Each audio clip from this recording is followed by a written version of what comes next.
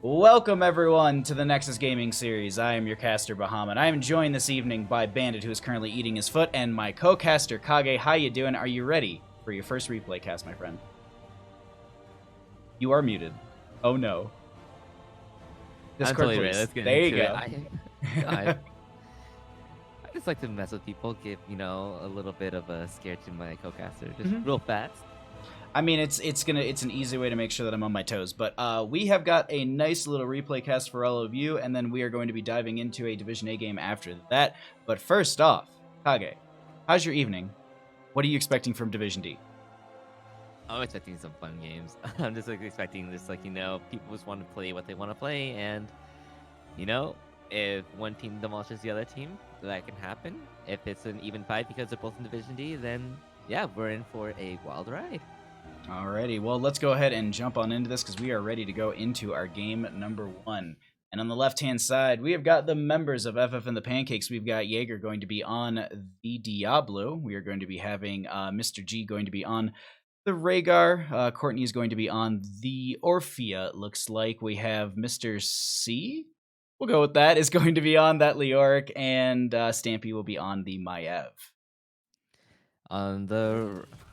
Hold on, I'm sorry I get the names correct. So on the right side, on the red side, we have Wood Tap That. Zilla's going to be on the Murder, and Shadonis is going to be on Undoing. Tanea's Vein on Tychus. Colonel Pants down there on the Blaze. And Night Night playing Sylvanas. And we are going to be just jumping on into our mid lane already, so let's take a look at those level 1 talents to see if there's anything interesting. But it's going to be pretty much the rotations on a map like this. You're just going to be going from top to mid, trying to find yourself as much experience as possible. But that's going to be a first pick onto the Diablo that early, and it is a rough spot because you're not going to be able to pick up any more of those souls while you're dead. And it's just huge for Wits Have That because they really want to get that, head start on experience.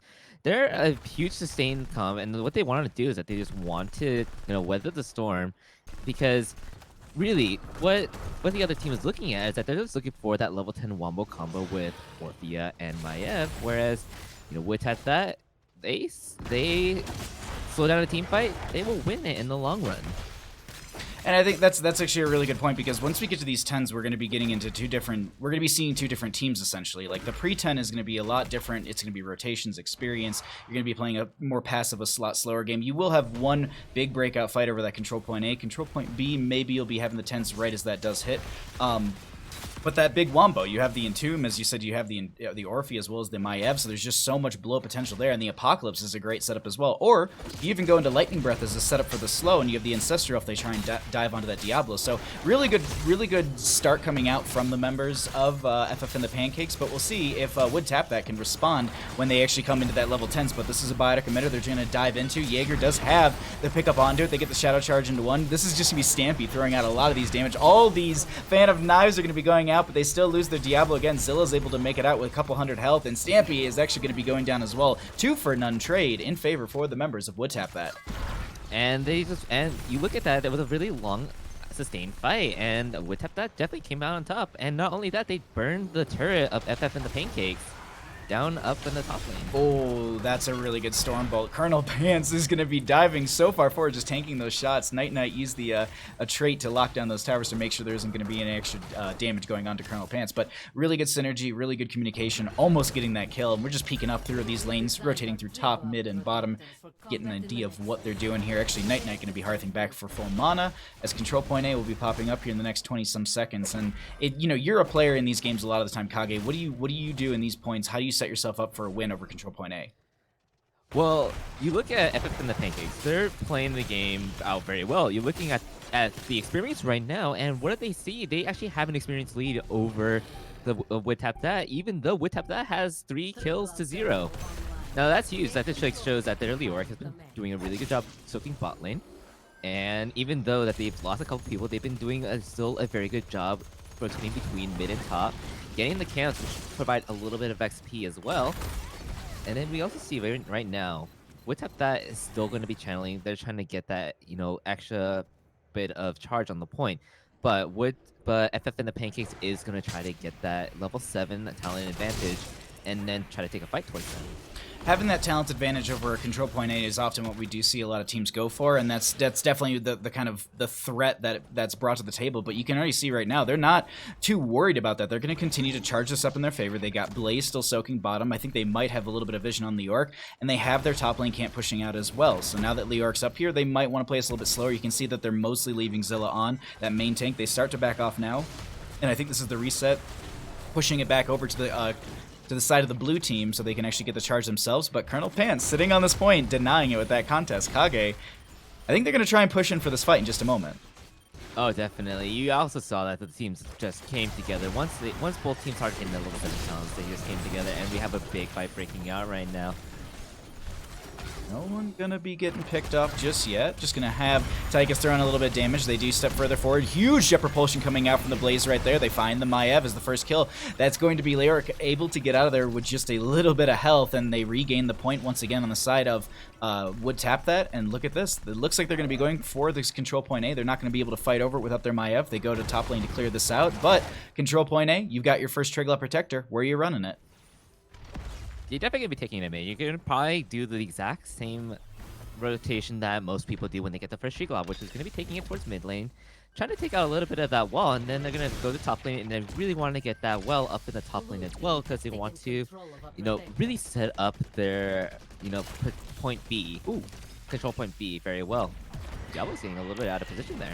That's, yeah, exactly right there. He's going to be getting hit with that rocket glove, going to be thrown into the wall. They actually have the jet propulsion forward, once from Blaze again, and they find that pickup onto the Diablo, continually killing them and denying those stacks onto the souls. Currently sitting at 53, as now they're sieging into the top lane, trying to take out that top lane well, get rid of the sustain over that control point B that will be popping up, I believe, 3 minutes after this Triglav goes down. But we still have the siege taking place. They skip through mid, because Kage, like all casters, you got to experience the wonderful curse, which is like, you know what, this is the standard, this is what most teams do, and they're like, no, let's just go straight to top lane. Whatever you're talking about, we're going to do the opposite, but they still going to have even experience between all this. Like, that's the crazy thing. It's still 9 to 9 in levels with a small gap in experience, but it's 0 to 5 in kills. Like, that's a huge thing to note right there, Kage.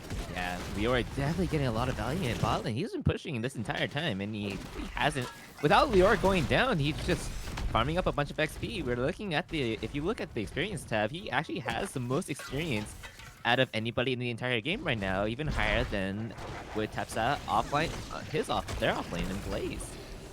That's just crazy. It's, well, not so much crazy to me, but it shows what kind of force and what just rotating through lanes and just getting experience can do for the friendly team. We actually see that stat now popping up on our screen as well, and you can see that there's 2,500 from those heroic kills, but they still are picking up a ton within that mini department. That's going to be the Crushing Jaws coming out. That's also going to be the Holy Word Salvation from the Anduin during all of this, and they're just crushing through them so much. That's also going to be the Ancestor Healing going out onto Stampy. They managed to force them back, and that's going to be the Draken Laser Drill as well as the bunker coming out. Diablo goes down as well as Orphea. I don't know who actually... Oh, Night Knight, I think, was the one who actually ended up getting that biotic emitter, and now they're chasing into this Leoric. Zilla over the wall, and that's a nice ground pound to get that kill onto Leoric, and they find 3 for none. The members of Would Tap That on a roll this evening.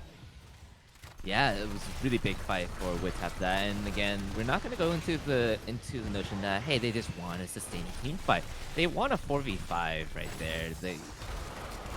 Would Tap That definitely had the advantage, and Leoric had to rotate from bottom lane. But you also see that they actually haven't, like, their item economy is so huge. They actually, yeah, that's actually a really big point to make as well, is that how many items they're currently sitting on. The double biotic emitter, as well as they're going to be having the fortification camp, which also to note, they have that Sylvanas with the mercenary queen with that 60% buff coming out from that as well. You can buff that turret camp, you can get a lot of extra damage. It's like 2 Tychuses on a point, and since they already have 1, whew, that's just, it's a whole lot of Gatling gun damage, but we still have, they're starting to break away a little bit in levels, and they're now going to try and push up this top lane and even out that experience. Can they can they forge a response on the side of Would Tap That to try and take down the members of FF and the Pancakes in this top lane? Would Tap That definitely rotating up. They want to get a pick right now before the point opens up, and they even get a turret out of that. So another big part of the game of the map, Volskaya, is having that item economy, and they're just getting even more done in this game. They're getting... I'm loving the way that they're playing this currently, and it looks like we do have our control point B opening up in the top lane here in about 20-some seconds, so they're going to rotate over and just pick up that last item that I think they can, because I think everyone on the team currently, Kage, has an item except for Zilla, so they got to get one for him as well. Make sure that it's fair for everyone, and now they can step forward with double biotic emitter and triple fortification camp for control point C or B. This is a rough spot to be in, and the other thing about that is they don't have their 13s either just yet. They need to back off. You can already see that happening. They don't even want to even be on this point while the enemy team steps forward, so they'll rotate around and look for that 13, I do think. Yeah. WoodTap that definitely has a full house of items right now, and not only that, they just pinged their siege camp on their side, so they might try to go for that if they want to make a greedier play. But you look at the ultimates on the side of WoodTap. That like one big ultimate that was in that, one really more impactful ultimate in that fight was actually the Holy Word Salvation, which canceled all of the Eternal Feast damage, and Maiev usually doesn't really get much better than that. And I think it's a really good response just to be like, all right, cool, like we're going to pause the fight. They've also got Bunker as well, so once the Holy Word Salvation was out, they also have the Bunker to pause that. Look at that, double turret's going to be going down. You can see the glow coming out from them, so they're going to be buffed by Sylvana. She steps further forward trying to get that damage onto Leoric, who is going to be just walking right out of there. They're going to continue to get percent in their favor, and they need to start stepping up onto this point, but it seems like the members of WoodTap that are going to be able to take this for free. FF and the Pancakes setting up for the defense. Yeah, and even if the Murden, even if Zilla gets aggressive on the Murden, you know that Shadonis can just come in, throw down the Leap of Faith, and just get the Murden back into a very safe location. A lot of damage is getting thrown onto Leoric, though, as Night goes in, but there's a humongous combo coming down from FF and the Pancakes. They're actually going to have this Eternal Feast still going on during all this. They also have the Lightning Breath and that Entomb, that Easy Bake Oven going out, but they end up getting the Diablo, who does lose Soul. Stampy goes down as well. That's going to be the Orphea finally. Her ult just now ended. It's been going on the entire time. They end up getting the Sylvanas themselves, but they lose their Leoric as well as the Orphea, I do believe, right there. Or that might have been a little bit earlier in the fight, but regardless. No, I think they actually got it right there. That's insane. It's a 4 for none, because I was like, wait, no, I know they got more kills. Diablo had the insta buyback, if you will, with the 100 souls, but they, on that note, have no souls left. So team will rotate down here. They got 20 seconds left on this Triglav Protector, and they're going to open up bottom lane. You definitely think that FF and the Pancakes would have a better team fight in choke points, and they definitely do. But just the sustain coming out from Enduin, throwing down the Holy Word Salvation and the Bunker, there's just not much that FF and the Pancakes can do. They're trying, but a lot of the damage is just being mitigated by those two ultimates. And I think that's they're playing in a control comp sense right now, and it's working out for them really, really well. They don't have to make all these massive initiating plays. You nailed it perfectly by just saying they're just countering every single time. And Night trying to take advantage of how low Diablo is overall with that health pool without those souls. Meanwhile, in mid lane, we are going to be seeing Leoric getting caught out of position, and that will be the pick coming in favor for the members of WoodTap. That a dominant start to this game. Well, I wouldn't even say start. I guess continuation into late game, because it's 1 to 14 in kills, 15 to 16 in levels. This is just a strong play from WoodTap that coming out here. But do you think there's any point? Is it maybe 16 talent here? Is there anything they can do on the side of FF and the Pancakes to start to turn this around? There definitely is. I mean, as like you're looking at Diablo, you're looking at Maiev. They're really the only two people that have a chance of getting some crowd control down onto the end and canceling that power word, Holy Word Salvation, and that's really we really can make a big impact in these fights.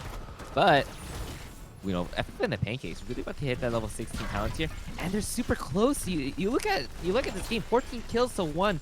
You would never think that a team is going to be that close. Only a level down, about a level and a half down in experience. They're not too far behind. We are going to be continuing to see Leoric with a huge experience gain for the friendly team, and there's a bit of a disparity when it comes to experience from those heroic kills. We're looking at roughly 8,000 experience between the two teams when it comes to those heroic kills, but they still have found themselves their 16s, and that's going to be at least even talent tier for this next fight that they're going to be running into over the control point C. And with these 16 talents, this might be the kind of power shift they need. They are going to be setting up on this point a little early. They are also rotating around to make sure this Diablo will be picking up souls as quickly as possible, just to get them back to that full stature and be a little bit more of a Lord of Terror in a sense, more than just a Lord of getting smushed and blown up. Oh man, that's that absolute insane wave clear from Sylvanas going into the Windrunner as well as Unfurling Shadows. You just get an insane amount of burst coming, with her E and then with her Haunting Wave and her dagger. Oh, this is going to be a nice Warden's Cage right there, but the bunker comes out. That's going to be the Eternal Feast getting one tick right there, but instantly getting canceled. The Overpower Holy Word Salvation will be there. They do have a Biotic Emitter. The huge Wailing Arrow coming out from Sylvanas. Diablo, the first one to go down. Stampy going to be following. Mr. G is being chased right now. Nice use of the Earthgrass Totem just to slow them down, but that's going to be the Tychus who did finish that run and gun at 1, so they're going to have that 20% movement speed. Going to be able to go ahead and just chase in further, but they back off. Night Knight going to end up getting killed by the Orfeo right at the end. They chased a little too deep after the friendly team backed off, and they do have this camp down on the ground that can be picked up on the right-hand side here, but they go ahead and jump onto the point because this will be Control Point C opening up in just a moment, and I will say this, would tap that, looking very strong to pick up the third Triglav Protector in their favor. And you just... Should showed a lot of patience there, especially, you did not see the Holy Word Salvation come out. You saw a lot of ultimates being dropped down from FF and the Pancakes, and Shadonis just held and held and held his ultimate. I thought it was going to come out a lot earlier, but perhaps he was actually noticing that, there's still a bit of CC coming out from FF and the Pancakes. I don't want to get this interrupted, otherwise we're going to lose a lot of people. He played that very well, and he got so much value off of that ultimate. Now, we look at FF and the Pancakes, they're just trying to get a little bit of item economy back. They have one single turret, and they're looking to try to see if they can interrupt the point on the Control Point C. They're actually going to go for another turret to see if they can bring both of those into a team fight, see if that can make a bigger impact. They're going to try and turn this around, though. That's going to be Orfeo also finishing that Mind Devour. There's a huge Entomb coming out, but the bunker will be in response. They get the kill onto Leoric. That was the Wailing Arrow coming out from the Sylvanas as well to lock them down, or at least silence them for a couple seconds right there. Stampy's going to be chased back, and a lot of the members are actually chasing into this right now. They could just go over to the Control Point C and sit on that point, but they want to go for the kills. Ancestral Healing disconnect onto Jaeger, but I don't know if they're going to be able to get the kill in time. Murden over the wall, they're still chasing this, hello? That's gonna Stormbolt out, and they want to kill this Diablo so bad, and they do get the kill. No reset onto the, on the souls right there, because they are only sitting at 67. You could have picked up 2 more souls, Diablo, come on. Could have made it a meme, but this is still going to be the Diablo down for the next 43 seconds, and they move down to Control Point C, and this should be third Triglav in favor for the members of Would Tap That. 67 souls, not as nice. And they're just gonna go try to look for more items. They did have to drop both of their turrets, and the only thing that they can pick up right now is gonna be the support camp, which is gonna be the only item that they're gonna have in this turret, in this Triglav defense. Now, with that, about to hit the 20s, do you think they're gonna be looking at going for the keep right now? I think they can definitely try and end off of this. There's a lot of power with this Control Point C Triglav Protector, and they've also got this 20 talent to your prowess over the enemy team. We actually have Blink, or excuse me, Bolt of the Storm for the for that Sylvanas right there. So there's a little bit more ability. They just want to be able to chase and be hyper aggressive with the Sylvanas. So we've seen it consistently throughout the game. They're actually just throwing these Banshees forward. They will lock down the keep for now, just to make sure that's not extra damage going onto the Triglav Protector, and they can step and play around this as well. Triglav Protector will burn right through this. A Lightning Breath coming out from the Diablo. That's going to be the Blaze diving in as well. Colonel Pants trying to get as much value here as possible. That is going to be the Healing Well out from Anduin behind the friendly team, and that Rocket Glove pushing Leoric away. But Kage, they're setting up, and they want to try and end for this game here. Definitely trying to end the game. Colonel Pants going in, trying to get as many stuns as he can. Another big Holy Word Salvation comes out from Shadonis, and they're just hammering the core with the Triglav. It's currently going down, but they do lose the Triglav. Ancestral Healing goes onto Stampy. Courtney's going to be rotating around on the far side. That's also going to be double Fortification Camp and the Dragon Laser Drill. So with all of that damage and the kill onto Diablo, they take game number 1, and that will be over to the members of Would Tap That. GG. Well played. A really, really good game, number 1, Kage. Take a peek at the stats. I mean, you look at they're at the end of the game, they were going for so many kills there too. I mean, they didn't even they had what, Dragon Laser Drill. They had a couple other people going off and trying to throw some more damage on the heroes. Some higher up divisions would probably just say, hey, we just gotta burst the core down. But Division D, they're having a lot of fun out there, getting those kills, racking up. How many kills was it even at the end? 2 to 20. Definitely. If that does not show domination in the team fight, I don't know what does.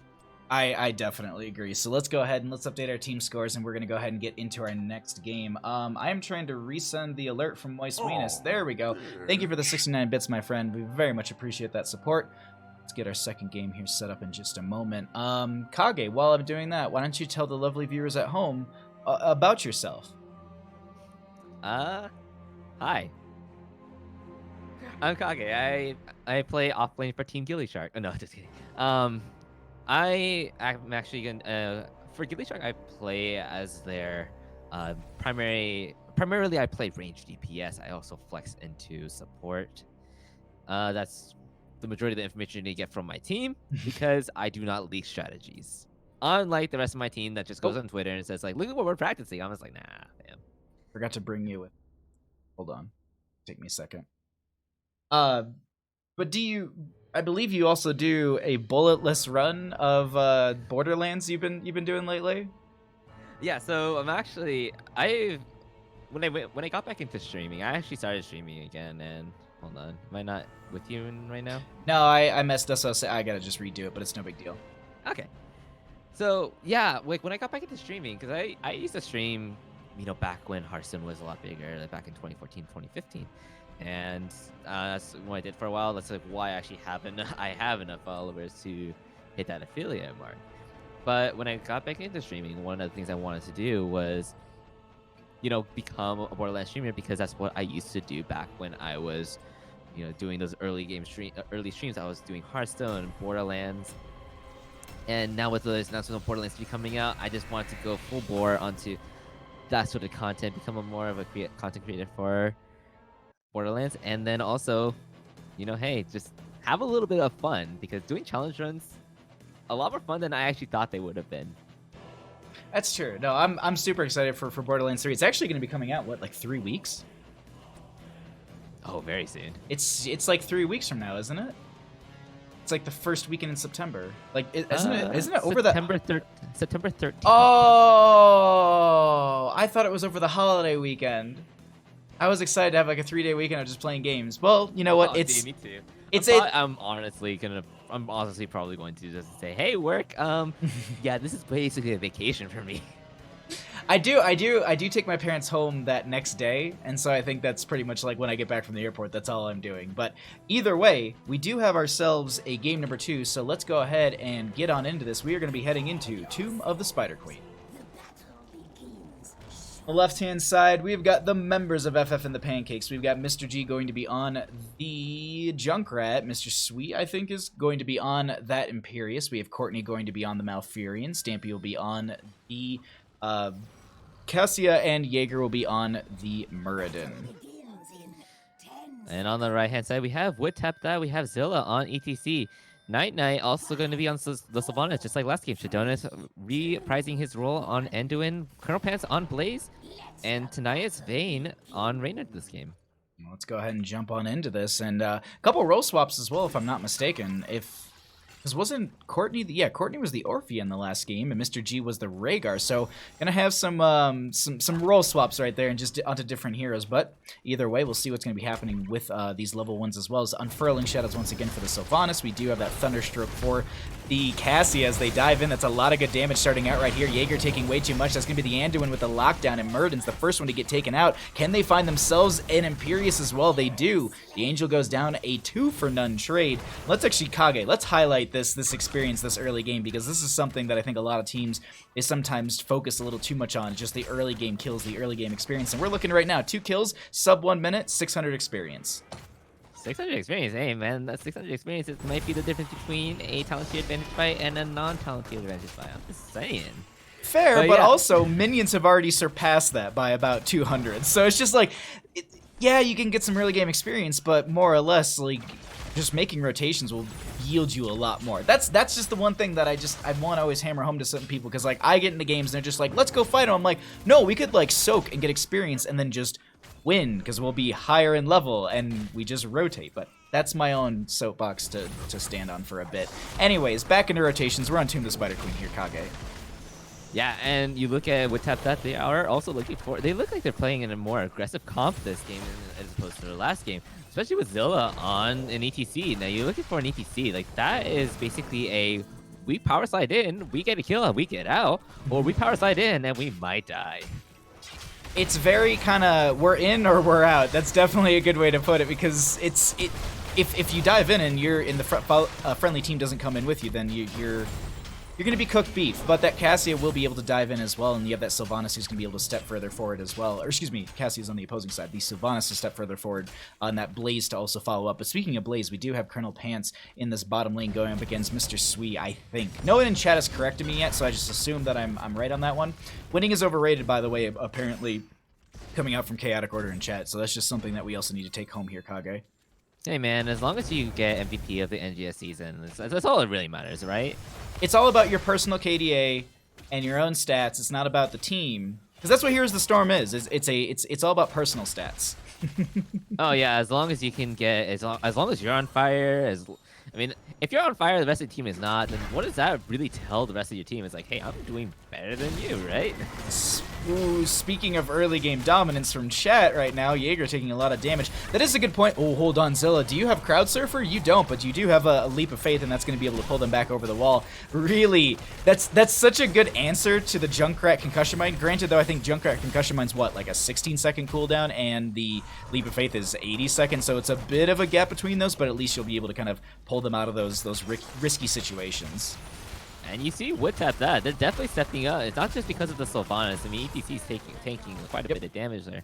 But they're just looking for a way to, hey, can we get a kill with a power slide?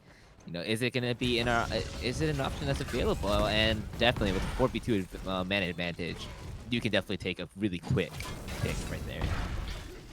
I agree. Sorry, I was looking at a little bit of the mini-map right now, trying to figure out if we have a fight breaking out in top lane, and it's just them. I think they're trying to go for the turn-in right now. They have the full amount necessary, but they're going to be constantly poking this out. Courtney did go into the strangling roots, if I'm not, or vengeful roots. Yeah, vengeful roots, where it actually summons the little broccoli, and that's going to be just wailing on Zilla. So there's just more poke coming out from that team, but nice use of the chastise to stop Jaeger from stepping forward, but they were only getting two gems in that entire time from ETC.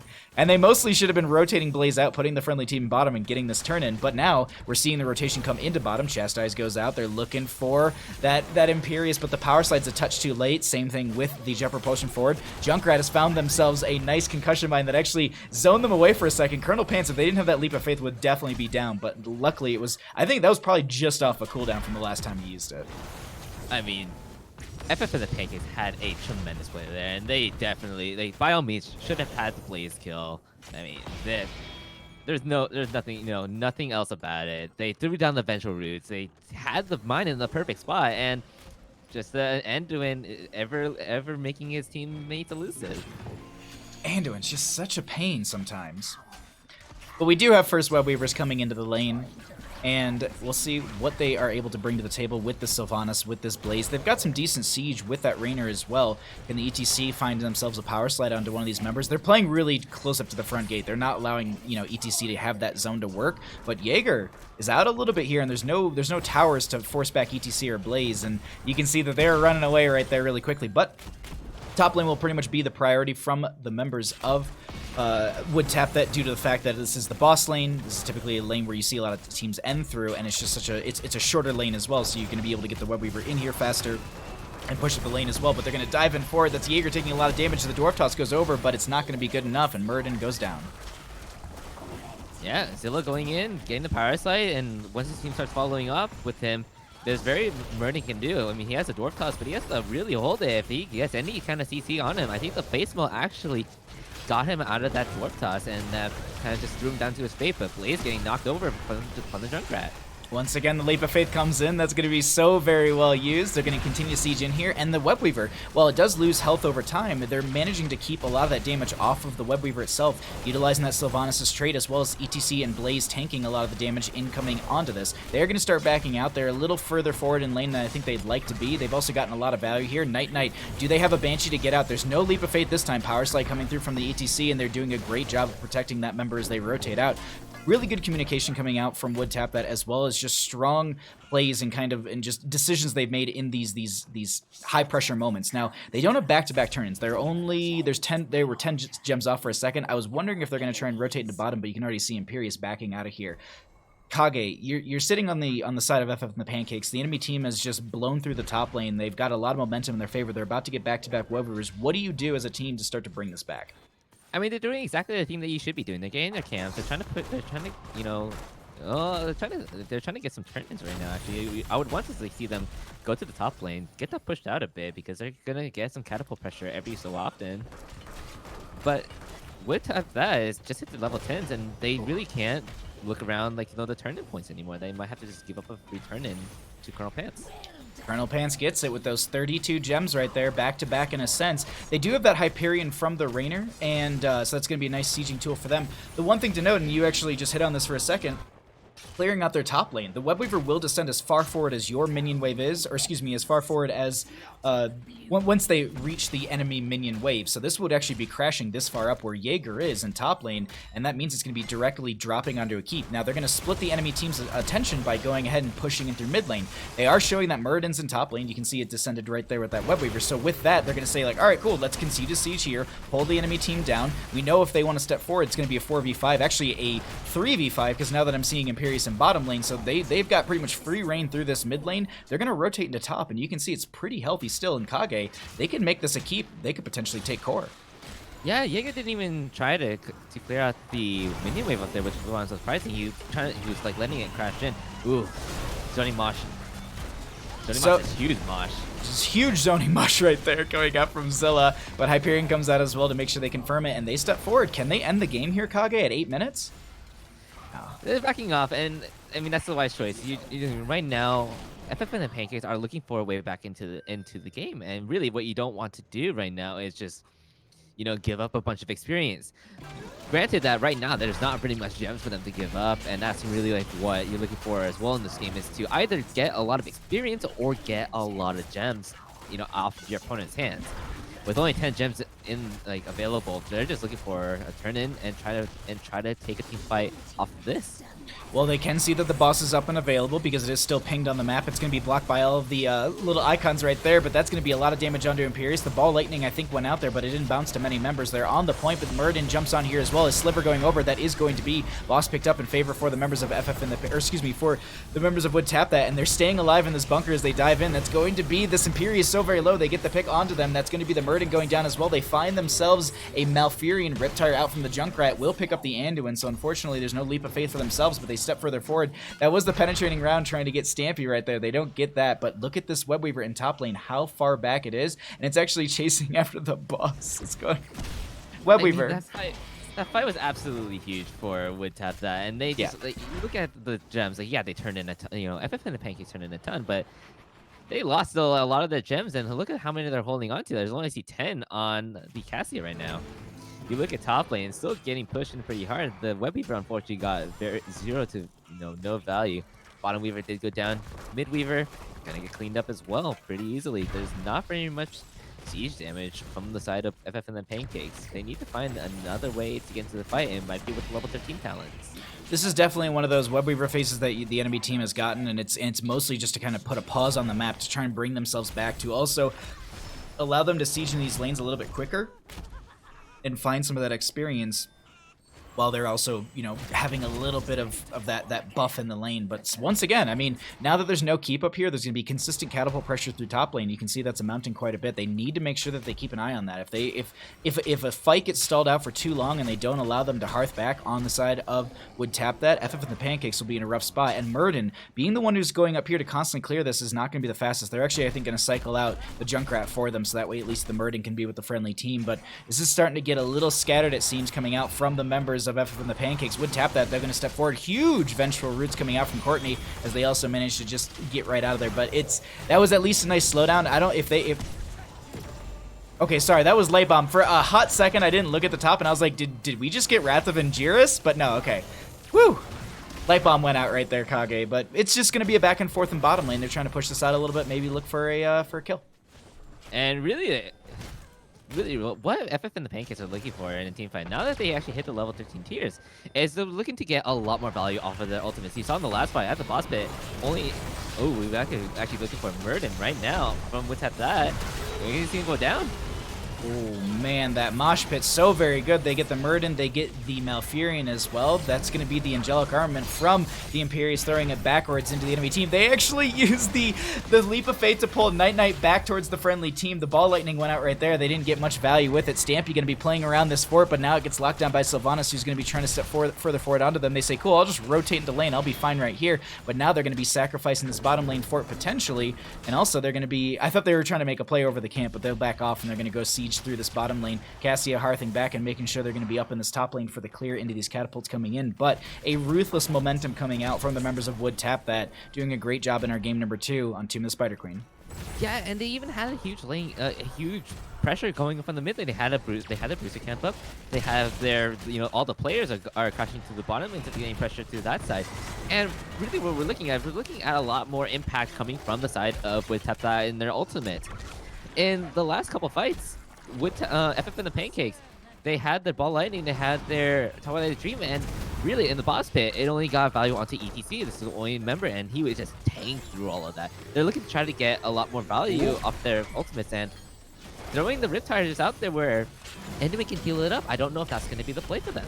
Yeah, it's a little bit of a raw Riptire like that's not going to get much value, but hey, I mean, maybe you're also going to clear up the wave a little bit faster, so I think in that right, they're trying to just force the enemy team back, also get the big burst onto the wave without having to step forward, because I think they're banking on them stepping a little too far forward and taking that fight. You can see they're making these aggressive rotations on the side of Wood Tap that they feel comfortable on this map. They feel like that there isn't much that's going to be able to kind of impede them in what they're doing in this game, and so now they'll go ahead and jump onto this, grab Web Weavers. They could try and push through bottom lane. They could rotate into top. That's already got some great pressure coming in, and they could try and end straight through there. And that's also going to be Raynor still finishing out this camp down here by themselves. This will be shown on the map. You can actually see there's a little bit of that yellow at the bottom. Raynor actually just going to be leaving it and saying, you know what, it's not worth it. I need to group up with the team and siege in here. I got that Hyperion value. I need to be there to be able to press the R button. So Kage, can they take more than just the keep? Can they take core? I mean, you look at that. You look at what the situation is right now. Level 16 advantage. The mid wave Web Weaver is going to come up really far up. The other two are going to be at halfway line. Muradin jumps in, trying to see if he can get any CC down, but he's just getting bursted down himself.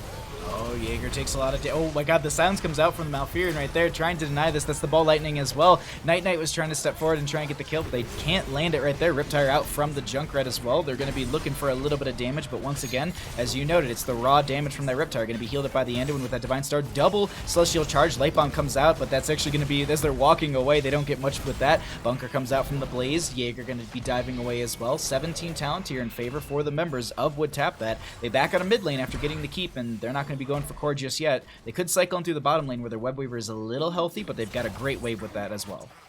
A little bit of an unfortunate misclick from the Anduin on the Light Bomb. Did not get onto a tank, which was running in. Got onto the Sylvanas, which was running backwards. Cassie's getting a little bit caught out there.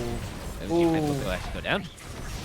Just that pushing them into the corner with, and then following up, or I guess the power slide and then pushing them in the corner with that follow-up knockback from the ETC was just so very strong right there. Another power slide, mosh pit onto 2. This is going to be the Imperius going down. Can they find Courtney? Not just yet. That's going to be the knockback from the Junkrat. So at least they only lose 2 in a sense during that entire engagement. But the Web Weaver's down. They're going to back off, and they get 1 keep during that Web Weaver phase, and they get a little bit more in bottom lane. So far, a very strong play coming out from the members of Wood Tap Bat. And Wood Tap that is really playing a very smart game. They've been doing this in the entire series, and actually what they have been doing is that they've been making it so that FF and the Pancakes have to rotate to basically where Wood Tap that want to. Wood Tap that, getting pressure in so many different lanes, and hey, Muradin has to go top lane to stop a far top wave when the Web Weaver is about to come down. They're just, they have to just, reply to all of these katas that are coming through top and mid lane, and even the periodic catapult in bottom lane. There just really isn't very much map space for FF and the Pancakes to go safely, and that's just, making it so that Wood Tap that can engage, they can position themselves however they want, and they don't have to feel threatened at all. You can see that they don't feel threatened whatsoever as they're currently trying to end this game right now. Hyperion coming in. Web Weavers were picked up on the right-hand side by the blue team. Riptire comes out from the Junkrat. Avatar formed from the Muradin in the backline. Hyperion still chunking into this. That's going to be a lot of damage onto the Imperius. They cycle back in. Light Bomb goes onto the Blaze, which is just going to be stunned out, but they get the return stun in favor.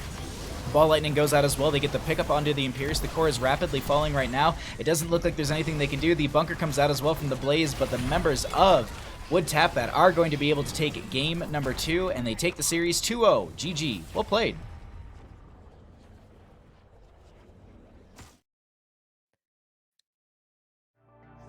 Alrighty, let's take a peek at those stats really quickly before we transition back. Apparently, chat was very confused by you. They thought you were Bandit for a little bit, and I'm pretty sure even my teammates, like Ektar, you're right. No one really expected. This is the place for me to have. I don't even think my teammates know that this is my. But they probably recognize like me when I talk like this. It's all synthesizer.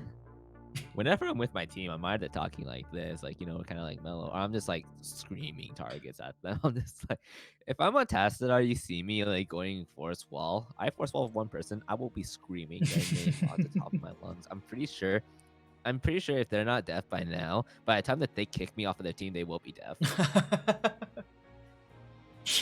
All right, let's pull it back to us. That was a very, very good best of 3 series that we just had right there.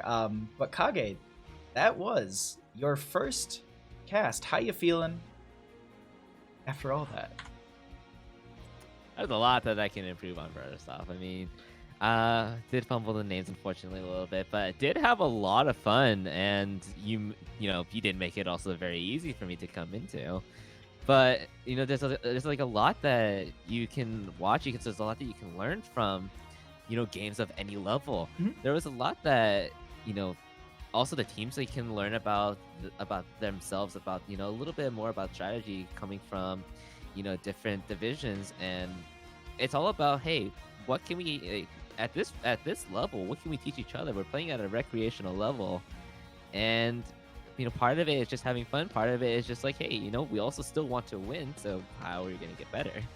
But as for the cast, again, I had a lot of fun doing it, and I definitely thank you for the invite.